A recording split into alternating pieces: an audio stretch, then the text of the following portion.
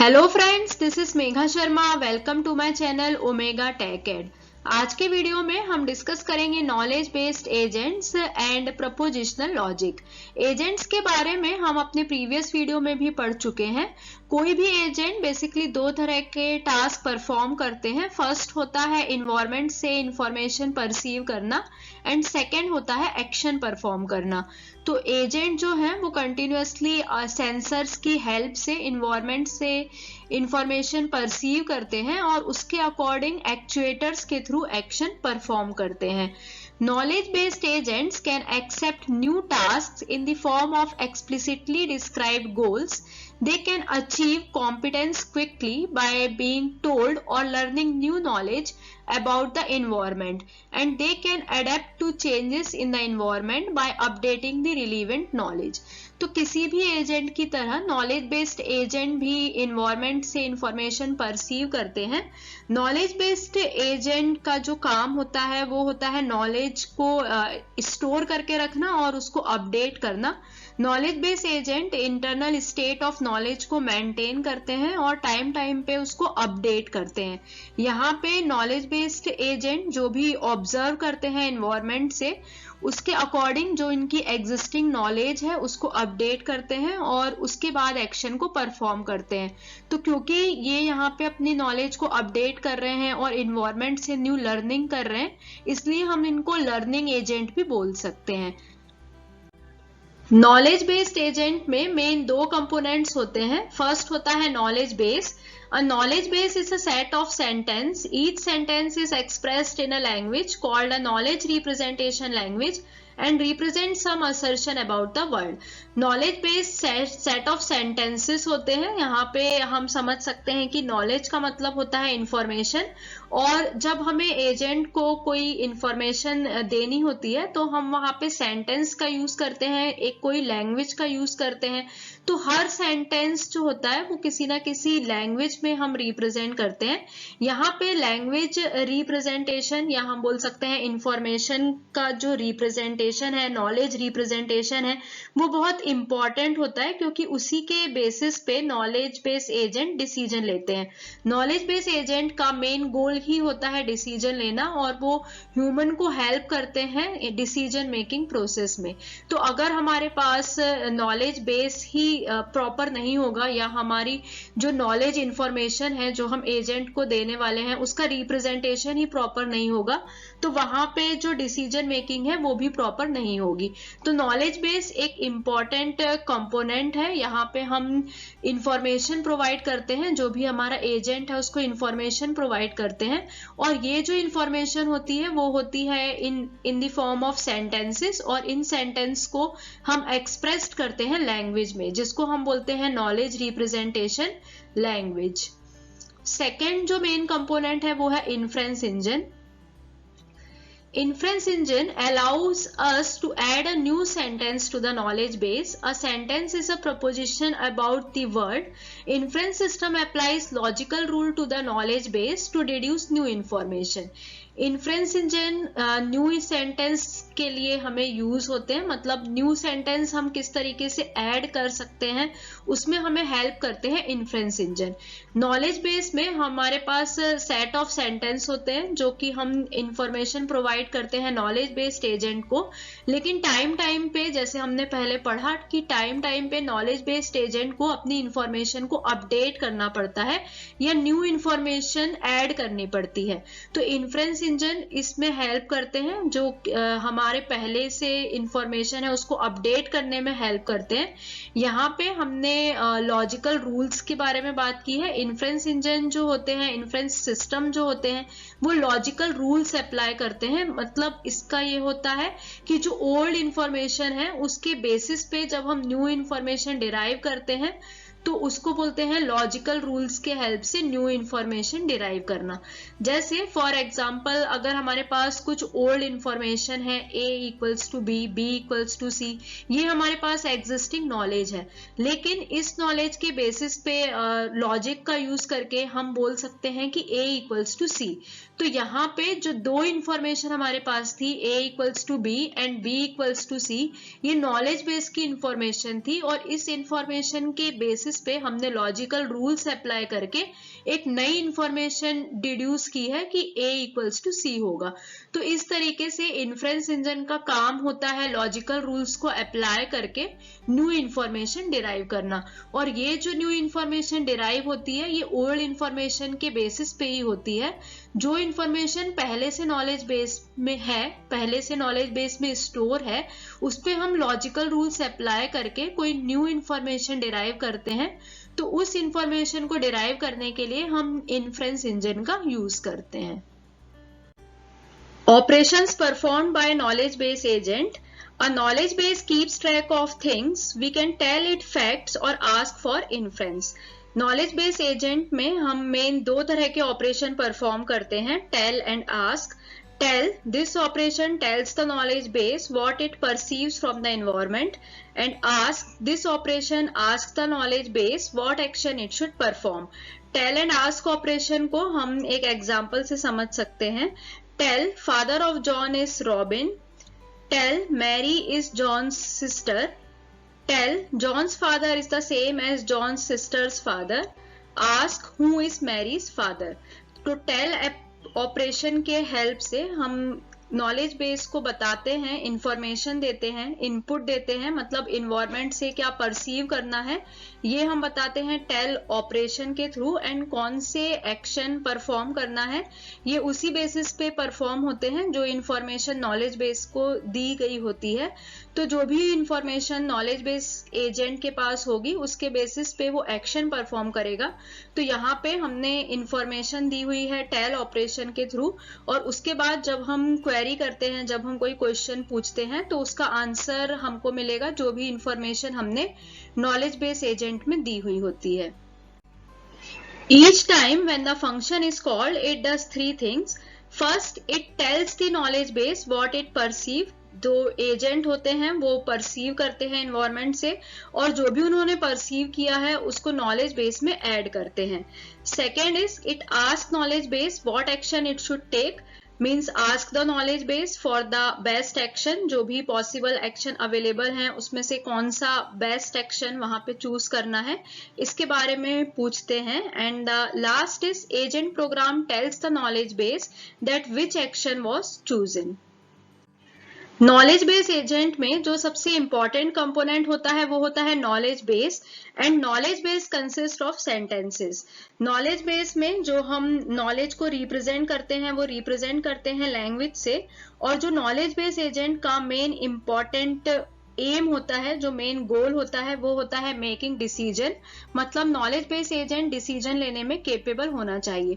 तो अगर हम नॉलेज बेस में इंफॉर्मेशन को अच्छे से रिप्रेजेंट नहीं करेंगे, या हमारी जो इंफॉर्मेशन हम एजेंट को देना चाहते हैं वो अगर प्रॉपर नहीं होगा तो यहाँ पे डिसीजन मेकिंग भी प्रॉपर नहीं हो पाएगी। इसीलिए जिन सेंटेंसेस का हम यूज करते हैं वो प्रॉपर होना चाहिए। तो जो सेंटेंसेस हम यूज करते हैं, जो भी सेंटेंस हम यहाँ पे लिखते हैं वो अकॉर्डिंग टू सिंटेक्स होना चाहिए। Sentences are expressed according to syntax of the representation language, which specifies all the sentences that are well formed. तो सिंटेक्स का मतलब होता है कि जो भी सेंटेंस हम लिख रहे हैं वो वेल फॉर्म्ड होना चाहिए। जैसे किसी भी लैंग्वेज के अलग अलग रूल्स होते हैं, जैसे इंग्लिश का एक रूल होता है, हिंदी लैंग्वेज में कुछ अलग रूल्स होते हैं, इसी तरह मैथमेटिकल लैंग्वेज के रूल्स होते हैं।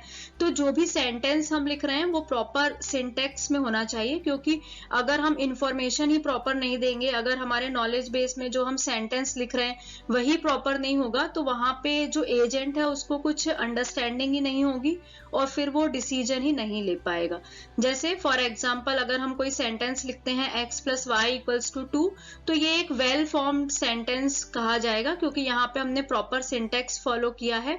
तो मैथमेटिकल लैंग्वेज में जैसे हम लिखते हैं ऑपरेंड, उसके बाद ऑपरेटर का यूज करते हैं, तो उस तरीके से हमने इस सेंटेंस को लिखा है। तो ये एक वेल फॉर्म्ड सेंटेंस है जिससे इसका मीनिंग क्लियर हो रहा है कि x + y = 2 है।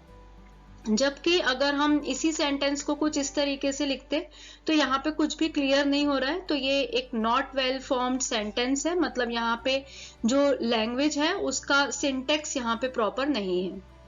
A logic must also defines the semantics और meaning of sentence। semantic का मतलब होता है meaning of sentence, तो जो भी लॉजिक है उसको semantics भी डिफाइन करना चाहिए। जैसे semantic defines the truth of each sentence with respect to each possible word, जिसको हम बोलते हैं मॉडल। तो सिमेंटिक का मतलब होता है जो ट्रूथ डिफाइन करता है, जैसे for example x plus Y equals to 4 is true in a world where x equals to 2 and y equals to 2। तो ये जो हमने एक स्टेटमेंट दिया है x plus Y equals to 4, ये ट्रू होगा अगर x की वैल्यू 2 है और y की वैल्यू 2 है। इसी तरीके से ये कुछ और केस में भी ट्रू हो सकता है, अगर x की वैल्यू 1 है या y की वैल्यू 3 है उस केस में भी ये ट्रू हो सकता है। तो डिफरेंट पॉसिबिलिटी हो सकती है, डिफरेंट मॉडल हो सकते हैं जहां पे ये स्टेटमेंट ट्रू होगा। और इसी तरीके से ये फॉल्स भी हो सकता है जहां पे x equals to 1 y equals to 1 है, या x equals to 0 y equals to 2 है। तो ऐसे अलग अलग केसेस में ये फॉल्स भी हो सकता है। तो सिमेंटिक डिफाइन करता है कि कहाँ पे सेंटेंस की वैल्यू ट्रू हो रही है। तो यहाँ पे हमने पढ़ा कि सिंटेक्स क्या होता है, सिमेंटिक्स क्या होता है और लॉजिक क्या होता है। तो जो भी हमारे नॉलेज बेस एजेंट होते हैं वो प्रॉपर सिंटेक्स को फॉलो करते हैं, प्रॉपर लॉजिक वहां पे फॉलो होता है, इसीलिए नॉलेज बेस एजेंट को हम लॉजिकल एजेंट भी बोलते हैं।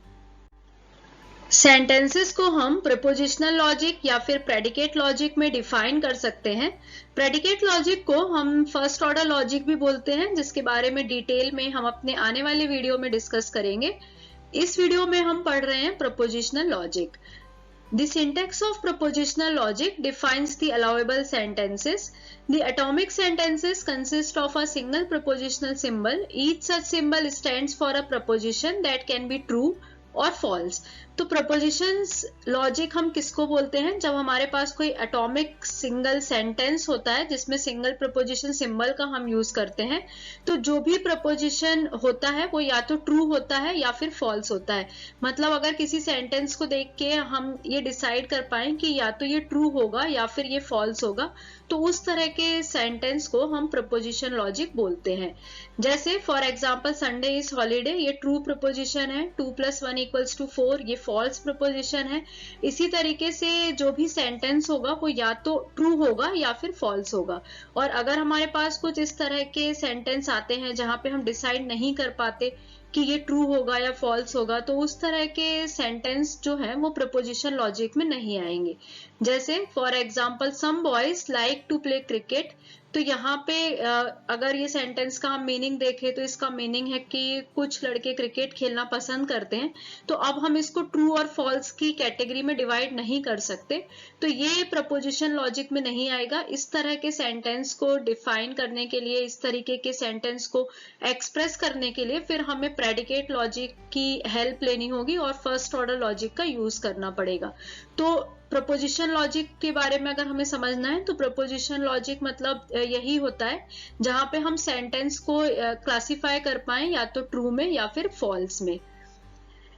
एटॉमिक सेंटेंस में हमारे पास सिंगल प्रपोजिशन होता है, पर हम कॉम्प्लेक्स सेंटेंस भी कंस्ट्रक्ट कर सकते हैं। जैसे अगर हम एक या एक से ज्यादा एटॉमिक सेंटेंस को कंबाइन करते हैं तो फिर कॉम्प्लेक्स सेंटेंस बन जाता है। जैसे इंग्लिश में हम एंड का यूज करते हैं, और का यूज करते हैं, उसी तरीके से यहाँ पे भी हम कॉम्प्लेक्स सेंटेंस कंस्ट्रक्ट कर सकते हैं using simple sentences, using parenthesis and logical connectives.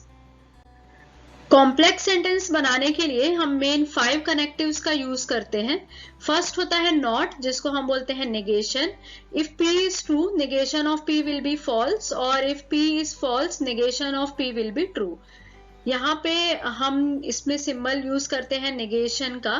Next जो सिंबल आता है वो है एंड। एंड का मतलब होता है conjunction. P and Q is true if both P and Q are true, otherwise false. P and Q अगर दोनों ट्रू हैं तो हमारा जो रिजल्ट आएगा वो आएगा ट्रू, अदरवाइज ये रिजल्ट आता है फॉल्स।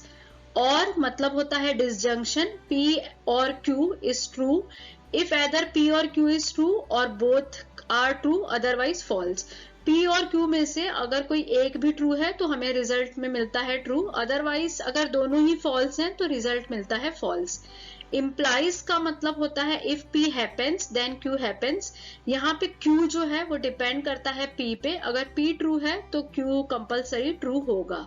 डबल इम्प्लीकेशन का मतलब होता है if and only if P happens, if and only if Q happens. तो इस तरह के कनेक्टिव्स का हम यूज करते हैं कॉम्प्लेक्स सेंटेंस में, और ये जो सिंबल दिए हुए हैं ये बहुत इंपॉर्टेंट है। इन्हीं सिंबल की हेल्प से हमें समझ में आता है कि सेंटेंस का मीनिंग क्या है, और इन्हीं सिंबल की हेल्प से हमें सेंटेंस के मीनिंग को समझ के हम उसको इंटरप्रेट करते हैं। तो जो इसका लॉजिक है वो सेम है जो हम बूलियन अलजेब्रा में भी पढ़ते हैं, नॉट गेट, एंड गेट, और गेट। तो जो लॉजिक है वो यहाँ पे सेम है। इसको हम और अच्छे से एग्जाम्पल की हेल्प से समझेंगे कि किस तरीके से हम सेंटेंसेस को प्रीपोजिशन लॉजिक में कन्वर्ट कर सकते हैं। फर्स्ट सेंटेंस है you can use the college library only if you are a student और आर अ फैकल्टी। अब इसको हम अगर प्रीपोजिशन लॉजिक में कन्वर्ट करें तो हम फर्स्ट सेंटेंस को कंसीडर करेंगे P, if you are a student और अ फैकल्टी तो स्टूडेंट को हम कंसीडर करेंगे Q और फैकल्टी को कंसीडर करेंगे R। अब यहाँ पे हमें देखना होता है कि किस तरीके का प्रीपोजिशन दिया हुआ है, किस तरह का सिंबल हम यूज कर सकते हैं। तो यहाँ पे जो मेन कीवर्ड हमें दिख रहा है वो दिख रहा है इफ, एंड सेकेंड लाइन में जो दिख रहा है वो दिख रहा है और। तो इफ के लिए हम यूज करते हैं सिंगल इम्प्लीकेशन का, और के लिए हम यूज करते हैं डिसजंक्शन। तो अगर हमारे पास सेंटेंस है P equals to you can use the college library, Q equals to you are a student and R equals to you are a faculty, तो इस पूरे सेंटेंस को हम इस तरीके से रिप्रेजेंट कर सकते हैं P इम्प्लाइज Q और R means you can use the college library if you are a student means Q, और के लिए हमने यूज किया है सिंबल डिसजंक्शन का, और आर अ फैकल्टी तो इसको हमने रिप्रेजेंट किया है R से। तो इस तरीके से हम प्रीपोजिशन लॉजिक में इसको रिप्रेजेंट कर सकते हैं।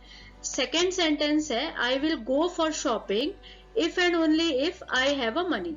अब यहाँ पे जो मेन टर्म है वो है इफ एंड ओनली इफ। तो ये जो एग्जाम्पल है ये एग्जाम्पल है बाय डायरेक्शनल का, मतलब जहां पे हमने पढ़ा था इफ एंड ओनली इफ मतलब डबल इम्प्लीकेशन। फर्स्ट एग्जाम्पल में हमारे पास सिंगल इम्प्लीकेशन था, पर यहाँ पे इफ एंड ओनली इफ का यूज हुआ है तो ये डबल इम्प्लीकेशन है। तो आई विल गो फॉर शॉपिंग को अगर हम P से रिप्रेजेंट करते हैं और आई हैव अ मनी को अगर हम Q से रिप्रेजेंट करते हैं तो इसको हम इस तरीके से लिख सकते हैं P double implication Q means I will go for shopping if and only if I have a money. Third example है if it rains I will not go to the market. मतलब यहाँ पे हमारे पास दो सेंटेंस हैं, एक तो है if it rains and second है I will not go to the market. तो इफ इट रेन्स को अगर हम P से रिप्रेजेंट करें and I will go to the market को Q से रिप्रेजेंट करें, तो क्योंकि यहाँ पे नॉट बोला गया है तो जो Q है उसका हमें नेगेशन लेना पड़ेगा। तो हम सेंटेंस को कुछ इस तरीके से लिख सकते हैं P implies negation of Q।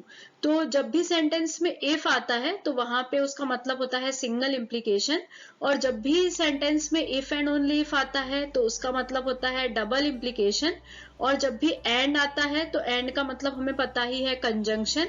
And की जगह पे कभी कभी केस में कुछ केस में ऐसा हो सकता है कि एंड की जगह पे वहां पे बिकॉज भी लिखा हो तो भी वहां पे हम कंजंक्शन ही कंसीडर करेंगे, और के लिए हम यूज करते हैं डिसजंक्शन का।